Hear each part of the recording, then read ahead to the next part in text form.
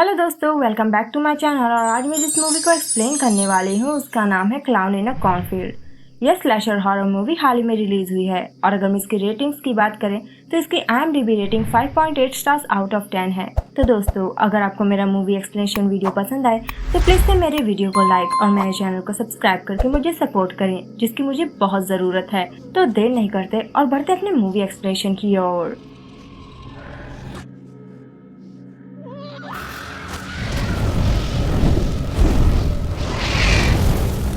तो इस मूवी की शुरुआत होती है ईयर 1991 में, जहां पर काफी सारे नौजवान इकट्ठा होकर कॉर्नफील्ड के पास में मौजूद एक क्लब में पार्टी कर रहे होते हैं, जहां पर एक जेसिका नाम की लड़की को एक जैक बॉक्स मिलता है, जिसकी चाबी घुमाने पर उसमें से एक नन्हा सा क्लाउन टॉय बाहर आता है। तभी उस लड़की का फील्ड में जाकर रोमांस करने का मूड होता है, तो वो अपने बॉयफ्रेंड को इशारा कर उसे अपने पीछे भगाने लगती है और कुछ ही पल में खुद ही गायब हो जाती है। और मिलती भी है तो अधमरे अवस्था में, खून से लथपथ। और बस वो तुरंत ही मारी गई, पर मरने से पहले वो अपने बॉयफ्रेंड को भगा रही होती है। पर अफसोस वो बेचारा ज्यादा दूर भाग न सका और उसी वक्त एक क्लाउन वहाँ पर आया और अपने धारदार हथियार से उसने उसे स्टैब करके खत्म कर डाला। जिसके बाद सीन यहीं पर कट होता है और हमें प्रेजेंट का सीन दिखाया जाता है, जहाँ पर हम मूवी के मेन कैरेक्टर क्वीन को देख पाते हैं, जो अपने डैड के साथ में उसी टाउन में रहने के लिए आ रही होती है, क्योंकि उसकी मॉम की रिसेंटली डेथ हो चुकी थी ड्रग के ओवरडोज की वजह से, जिस वजह से अब उनका वहाँ पर रहने का मन नहीं कर रहा था। और इसीलिए क्वीन के डैड ने इस जगह पर एक पुराना सा विला खरीद लिया था, जिसके बारे में उन्हें कुछ भी पता नहीं होता। और उस घर में एंटर होते ही उन्हें मरे हुए जानवर की बदबू आने लगती है, जिससे क्वीन का तो मूड ही खराब हो जाता है। और उनके घर के विंडो से उन्हें एक जली हुई कॉर्न फैक्ट्री का व्यू भी मिल रहा होता है, जो क्वीन को पसंद नहीं आता। तब उसके डैड उसे किसी तरह से मनाते हैं, क्योंकि यहाँ रहने के सिवाय उनके पास और कोई ऑप्शन ही नहीं था। क्वीन तब दूसरे ही दिन स्कूल के लिए निकलने लगती है। तभी एक रस्ट नाम का लड़का उनके दरवाजे पर दस्तक देता है। नए पड़ोसी आए थे, तो वो उन्हें अपना फ्रेंडली गेस्चर दे रहा था कि किसी भी मदद की जरूरत हो तो वो उसे जरूर बताएं। तब क्वीन के डैड देर नहीं करते और कहते हैं कि क्वीन को स्कूल छोड़कर आओ, जिसके लिए वो तुरंत ही राजी हो जाता है, क्योंकि वो भी उसी स्कूल में पढ़ रहा था।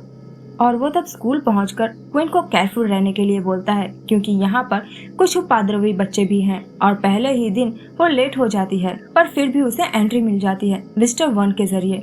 पर कुछ ही देर बाद वो देखती है कि उस क्लास के बच्चे अपने ही सर की टांग खींच रहे होते हैं, उनके डेटिंग प्रोफाइल को टेस्ट के शीट्स पर छपवाकर, जिस वजह से मिस्टर वन का तो मूड ही खराब हो जाता है। और पहले ही दिन वो उसे टेस्ट देने के लिए बोलते हैं और आनाकानी करने पर वो उसे डिटेंशन की पनिशमेंट दे देते हैं। मतलब सारे बच्चे चले जाएंगे, तब भी इन्हें क्लास में ही रहना है। और कोल का ग्रुप जो था वो यहाँ का सबसे उपद्रवी ग्रुप माना जाता है। लेकिन क्वीन नोटिस करती है कि इनका नाम तो बेवजह ही बदनाम है, क्योंकि कोल उसके लिए आवाज उठाता है, और जिस वजह से क्वीन की इनसे दोस्ती हो जाती है। और सब तब अपना इंट्रोडक्शन दे रहे होते हैं, अपना अपना नाम बताते हुए। पहले जेनेट, रॉनी, टकर और फिर मेट। और ये सब बताते हैं कि उनका वो सर मिस्टर वन सबको बेवजह ही हेट करता है, तो वो भी उसे उल्टा हेट करते हैं और शायद इसीलिए उसका मजाक बनाते हैं। क्वीन तब उनसे पूछने लगती है कि ये फाउंडर्स डे परेड क्या है। तब कोल उसे बताता है कि 100 साल पहले उसी के पूर्वजों ने ये टाउन खोजा था, जिस ट्रेडिशन को आज भी इनकी फैमिली सेलिब्रेट करती है। फिलहाल प्रेजेंट में ये जिम्मा कोल के डैड ने उठा रखा था, और कोल उसे ये भी बताता है कि कॉर्न फैक्ट्री भी उसी के फैमिली की देन है, जिससे यहाँ के लोकल्स का घर चलता है। और उस पर एक फ्रेंडो नाम के एक लोकल लेजेंड क्लाउन की छाप है, जो सेलिब्रेशन का मेन पॉइंट है। तो फाउंडर्स डे को लोग कॉर्न खाकर सेलिब्रेट करते हैं फ्रेंडो को, जिसे इन लोगों ने सीरियल किलर का रूप दे दिया होता है अपने यूट्यूब चैनल पर। और ये लोग फाउंडर्स डे पर उसी फैक्ट्री के पास भयानक प्रैंक वीडियोस बनाते हैं, जिन वीडियोस को बनाकर इन लोगों ने मोटे सब्सक्राइबर्स इकट्ठा किए थे। जिन वीडियोस को क्वीन कैफे में भी बैठकर देख रही होती है, जहाँ की वेट्रेस उसे बेवजह ही नफरत कर रही होती है। वो उसके डैड से तो अच्छी बातें करती है, लेकिन उससे देखकर मुंह टेढ़ा मेढ़ा कर रही होती है, जो क्वीन समझ ही नहीं पाती कि इसकी वजह क्या है। क्वीन के डैड पेशे से एक डॉक्टर है, जिसे हर कोई पसंद करता है, और यहाँ तक कि शेरिफ भी, जो क्वीन को कोल के ग्रुप से दूर रहने के लिए बोलते हैं, क्योंकि वो बाहर से क्वीन को इशारा कर रहे होते हैं चलो चलें। तो क्वीन भी बहाना बनाकर निकल लेती है दोस्तों के लिए। इसके बाद ये लोग हैंग आउट करने का प्लान बनाते हैं और वहाँ के एक लोकल स्टोर से कुछ दारू शारू उठा लेते हैं, उसका ध्यान भटकाकर। पर ऐसा बिल्कुल भी नहीं है कि इन लोगों ने पैसे नहीं दिए। इन लोगों ने इसलिए ऐसा काम किया ताकि स्टोर वाले को पता न चले कि ये लोग दारू शारू पीते हैं। जिसके बाद ये लोग उसी जली हुई फैक्ट्री के पास थोड़ी मस्ती करते हैं, और मेट इसके बाद जब टॉयलेट जाता है तभी कोई उस पर अटैक कर देता है। तब क्वीन इनसे पूछ पड़ती है कि क्या तुम लोगों ने ही फैक्ट्री जलाई थी, ऐसा शेरिफ बता रहा था। तब कोल कहता है कि ये सब सिर्फ अफवाहें हैं। तभी अंदर से मेट बाहर आता है जो गंभीर हालत में था और क्वीन तब उसे देखकर एकदम से ही डर जाती है। और उसी वक्त एक क्लाउन जैसे ही क्वीन पर अटैक करने के लिए दौड़ता है, क्वीन अपनी जान बचाकर वहाँ से भागने ही वाली होती है कि तभी कोल उसका हाथ पकड़ लेता है, क्योंकि ये लोग तब एक प्रैंक वीडियो बना रहे होते हैं बिना उसकी जानकारी के। और तब जाकर क्वीन को तसल्ली मिलती है और क्वीन तभी कोल को फ्रेंडली पाकर उससे अपनी माँ की डेथ का वो इंसिडेंट शेयर कर देती है, जिससे कोल का भी जख्म ताज़ा हो जाता है, क्योंकि उसकी खुद की भी बहन ड्रग के ओवरडोज की वजह से ही मारी गई थी, पानी में छलांग लगाकर। कोल तब क्वीन को घर ड्रॉप करने के लिए जाता है, जहाँ ये दोनों कार में बैठे बैठे किस करने लगते हैं और उसके डैड ये देखकर भड़क जाते हैं, क्योंकि शेरिफ ने क्वीन को कोल से दूर रहने के लिए कहा था। और इसी वजह से बाप बेटी में बहस हो जाती है और क्वीन तब रोते हुए अपने कमरे में जाकर लेट जाती है। लेकिन फिर भी वो अपने फ्रेंड्स का बनाया गया वो वीडियो देखती है, जिसमें उसे सचमुच में एक क्लाउन नजर आ जाता है, जो फोटो वो तुरंत ही टकर को भेज देती है। और इसके तुरंत बाद ही वो क्लाउन टकर के घर पर दस्तक दे देता है और वो सोचता है कि कोल क्लाउन के गेटअप में उसके साथ में प्रैंक कर रहा है। काफी देर हाइड एंड सीक के बाद जैसे ही उसे वो जैक बॉक्स मिलता है, वो क्लाउन उसे स्लॉटर करके उसे पॉलीथीन में लपेटकर गायब कर देता है। सीन कट होता है और हम कोल के पेरेंट्स को देख पाते हैं, जो उसे डांट रहे होते हैं डिटेंशन पड़ने की वजह से। तब कोल कहता है कि मिस्टर वन हमें बेवजह ही हेट करते हैं। तब कोल के डैड कहते हैं कि उसे तो गुस्सा आएगी ही, क्योंकि रिसेंटली उसके भाई ने सुसाइड कर ली होती है, क्योंकि फैक्ट्री जलने की वजह से वो जॉबलेस हो गया था और सबके नजर में कोल के ग्रुप ने ही फैक्ट्री को जलाया था, जिस वजह से वो सबके आंखों में चुभने लगे थे। और आज ही फाउंडर्स डे परेड था, सबने सज धज के रैली निकाली थी। क्वीन भी तब कोल के कंधों पर बैठकर वीडियो बना रही होती है।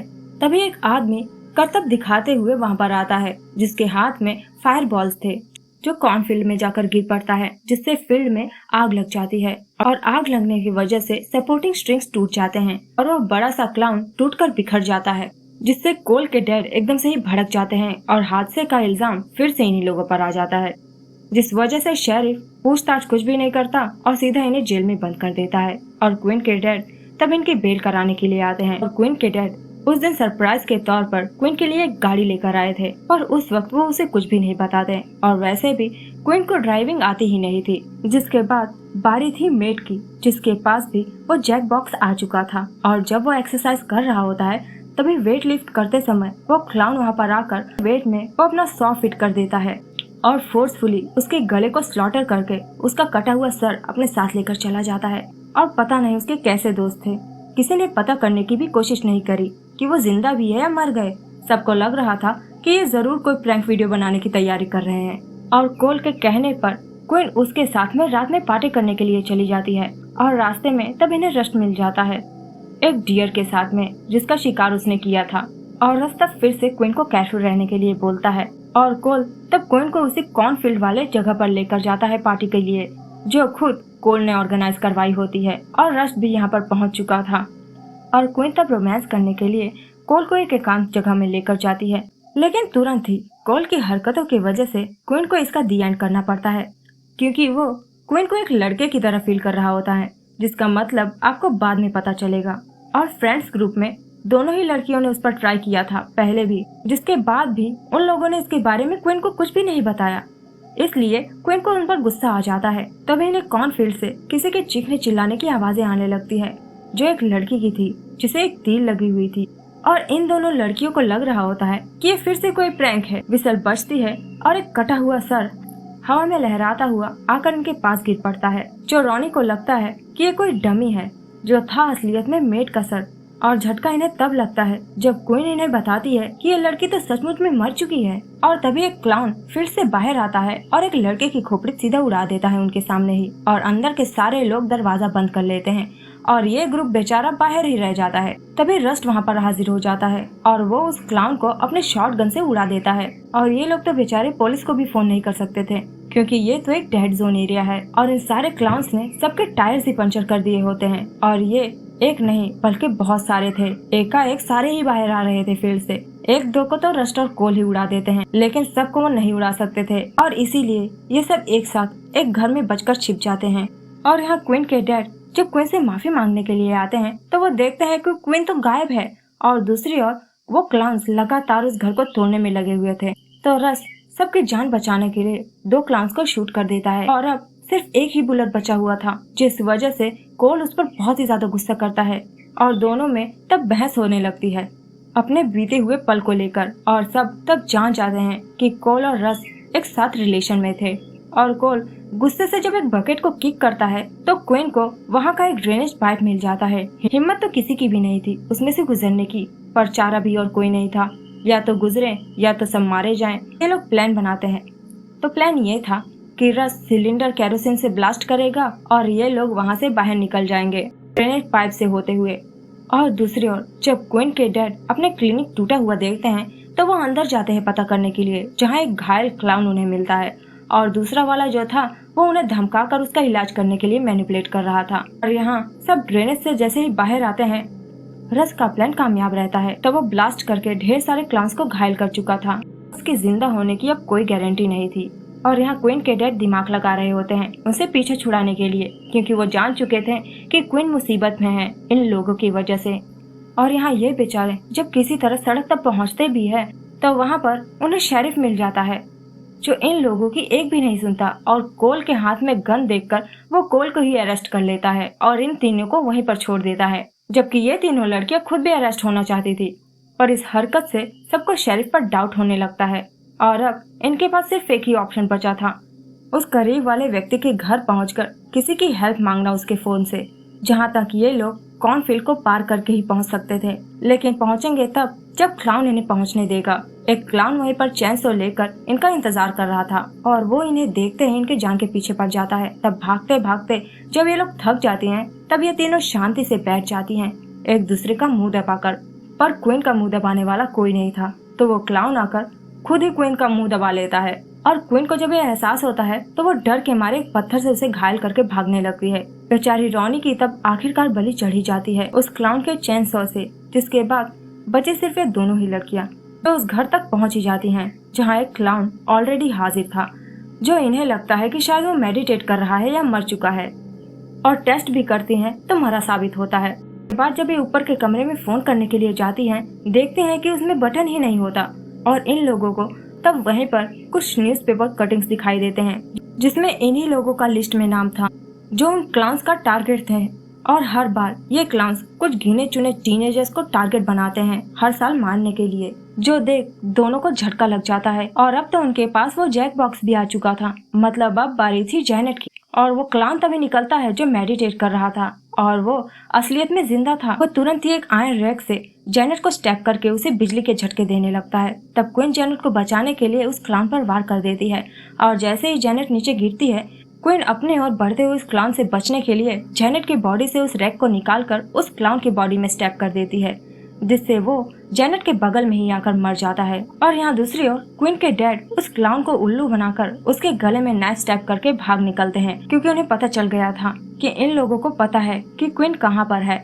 वो गाड़ी उठाते हैं और सीधा उस फैक्ट्री तक पहुँचने की कोशिश करते हैं। यहाँ क्वीन किसी तरह जब एक कार तक पहुँचती भी है, वहाँ पर भी तमाम क्लाउन्स पहुँचकर उसे घेर लेते हैं। और बेचारी क्वीन तो वहाँ से भाग भी नहीं सकती थी, क्योंकि उसे तो ड्राइविंग आती ही नहीं। जिसके बाद ये क्लाउन्स उसे फैक्ट्री के अंदर घसीट ले जाते हैं। तब वो देखती है कि ये क्लाउन्स जो थे ये तो जाने पहचाने चेहरे थे, जैसे कि शेरिफ, उसके सन मिस्टर वर्न, कैफे की वो वेट्रेस और स्टोर का वो मालिक। और शेरिफ तब क्वीन को शॉक देकर उसे टॉर्चर करने लगता है, जिसके बाद इनका मेन खिलाड़ी बाहर आता है, जो खुद कोल के डैड थे, जो उनके लीडर थे। और इन्होंने खुद ही अपने बेटे को लटका रखा था फांसी से, क्योंकि ये सब एक तरफ से साइकोपैथ थे और इनका मानना था कि ये टाउन अच्छे लोगों से भरा पड़ा था। लेकिन उन उपद्रवी टीनेजर्स की वजह से उनका नाम खराब हो रहा है। और कोल को तो उन्होंने इसलिए लटका रखा था क्योंकि उसे पता था कि उसकी बहन ड्रग्स ले रही है, लेकिन फिर भी उसने अपने बहन को बचाने की कोशिश नहीं करी। इसीलिए ये हर साल कुछ उपद्रवी बच्चों का खात्मा कर डालते हैं। और असलियत में फैक्ट्री को तो कोल के डैड ने ही जलाई थी, ताकि उन्हें इंश्योरेंस के पैसे मिल सके। जिसके बाद वो शेरिफ क्वीन को शूट करने ही वाला होता है कि तभी एंट्री होती है क्वीन के डैड की, जो कार लेकर एकदम से धांसू एंट्री मारते हैं और लाकर कोल के पैर के नीचे अपनी गाड़ी पार्क कर देते हैं उसके सपोर्ट के लिए, जिस वजह से 2-3 की तो मौत ऑन द स्पॉट हो जाती है कट पीट कर। और मौका पाकर तब क्वीन शेरिफ को शॉक देकर एक कमरे में छुप जाती है जो क्लाउन के कपड़ों से भरा पड़ा था। और यहाँ कोल और क्वीन के डैड के बीच में हाथापाई चल रही होती है और वो कोल के नीचे से गाड़ी हटाने की कोशिश कर रहे होते हैं ताकि कोल का दम घुटकर वो मारा जाए। और शेरिफ जब दरवाजा तोड़कर अंदर घुसता है तब क्वीन उसके मुंह के अंदर उस डिवाइस को डालकर उसे तगड़ा शॉक दे देती है जिससे उसकी बहुत ही भयानक मौत होती है। जिसके बाद कोल के डैड जैसे ही गाड़ी लेकर भागते हैं कोल का तो दम ही घुटने लगता है। तब क्वीन के डैड उसे सपोर्ट करते हैं उसके पैरों के नीचे रुककर और तभी रस आकर कोल के उस रस्सी को शूट करके रिलीज कर देता है उसे। जिसके बाद रस और कोल खुल के अपने रिलेशन को जाहिर करते हैं और सब तब एक साथ कार से वहाँ से निकलने की कोशिश करते हैं। क्वीन के डैड तब उसे प्रोत्साहित कर रहे होते हैं ड्राइविंग करने के लिए। तभी एक क्लाउन चेन सॉ लेकर उनके सामने रास्ते में खड़ा हो जाता है और क्वीन तब उसे उड़ाते हुए वहाँ से चली जाती है ड्राइविंग सीखते हुए। सीन यहीं पर कट होता है और क्वीन अब अपने डैड से दूर जा रही होती है अपने सपनों को पूरा करने के लिए। और कोल और रस तब उससे मिलने के लिए आते हैं उसे बाय करने के लिए और गिफ्ट के तौर पर इन लोगों ने एक सेल्फ डिफेंस डिवाइस क्वीन को थमा दिया उसके सेफ्टी के लिए जो क्वीन को बहुत ही ज्यादा पसंद आता है। इन केस अगर उस पर कोई मुसीबत आई तो वो उस डिवाइस का इस्तेमाल कर सकती थी। और ऐसा लग रहा है जैसे मुसीबत आ भी गई थी क्योंकि उसके बैक सीट पर उसे वही जैक बॉक्स मिलता है जो वो इग्नोर करके सड़क पर फेंक देती है। और शायद मुसीबत अभी भी टली नहीं थी क्योंकि कोल के डैड तो अभी भी फरार थे। और इसी के साथ ये मूवी यहीं पर एंड हो जाती है। तो मिलते हैं नेक्स्ट वीडियो में, तब तक के लिए goodbye, take care and thanks for watching.